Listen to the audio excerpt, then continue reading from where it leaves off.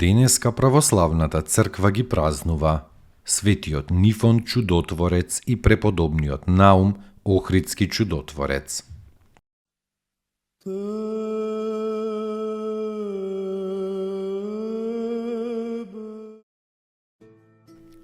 Светиот Нифон чудотворец, роден во Пафлагонија, воспитан во Цариград на дворот на некој војвода.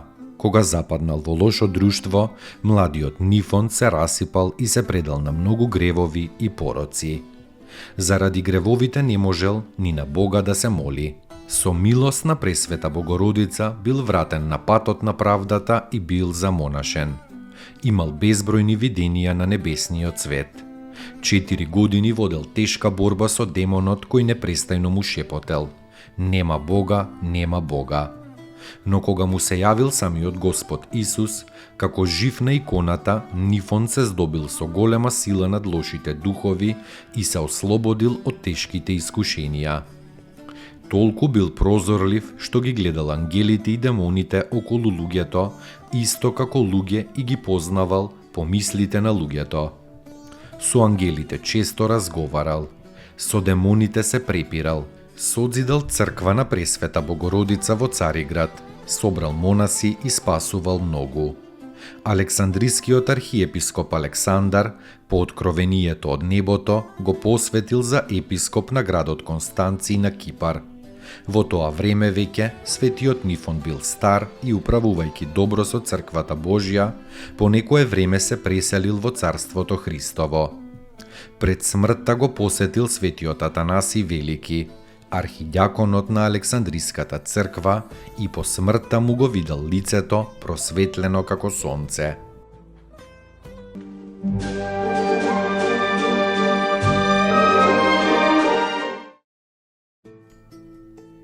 Поуки од светите отци. Љубовта има 3 ипостаси: девственост, познание и светост. Без девственоста љубовта не е милост, но е земска, себичност и страст. Без познанието љубовта не е мудрост, но е лудост. Без светоста љубовта не е сила, но е слабост. Господи, удостој ме со љубовта, со која Ти живееш и живот даваш. Удостој ме со Твојата љубов и ќе бидам слободен од сите закони. Всели ја во мене Твојата љубов и таа љубов ќе ме всели во Тебе. Свети Николај Велимировиќ.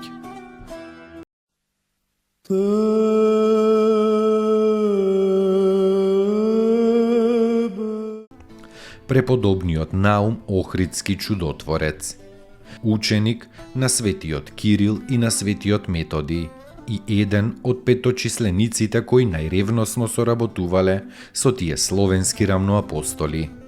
Светиот Наум патувал во Рим, каде што се прославил со чудотворната сила, како и со големата ученост. Бил познавач на многу јазици. По враќањето од Рим, тие се населиле со помош на царот Борис Михаил на бреговите на Охридското езеро.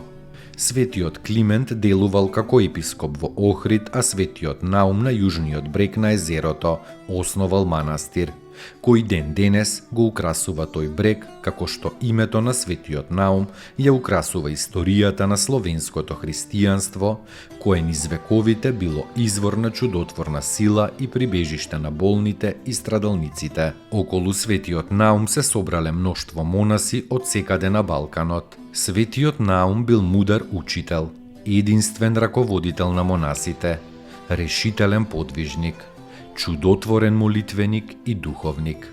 Неуморниот трудбеник, светиот Наум, посебно се трудел на преведувањето на Светото писмо и останатите црковни книги од грчки јазик на словенски. Правел чуда и за животот и по смртта. Неговите чудотворни мошти и денес зачудуваат со многобројните чуда, посебно со исцелувањето од тешки болести. Се упокоил во првата половина на 10 век и се преселил во радоста на љубениот Христос.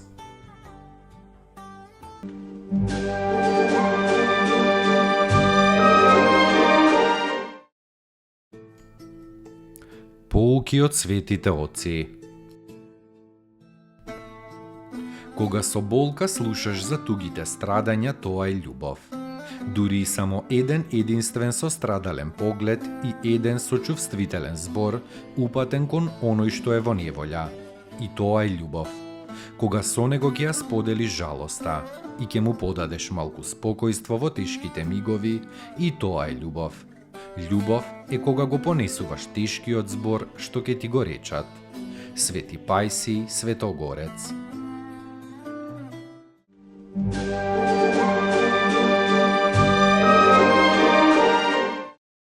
Да исправит ся молитва моя,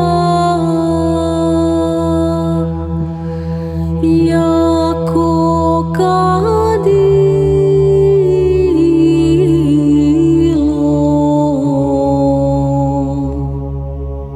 пред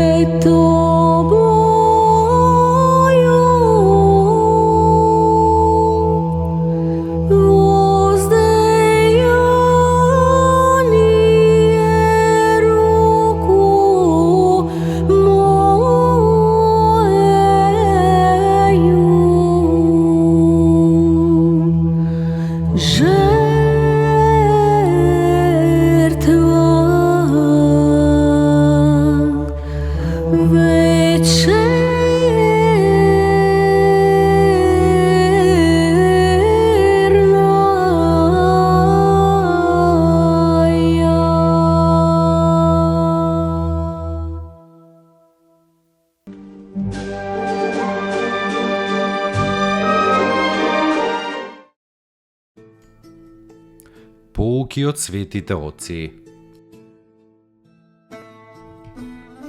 Човекот не живее за да ја најде среќата, туку вистината. Тежок и тесен е патот до вистината, но оние што ја посакуваат ја наоѓаат и вистината ги ослободува. Вистината е личност, Богочовекот Исус Христос. Архимандрит Никодим Солунчев.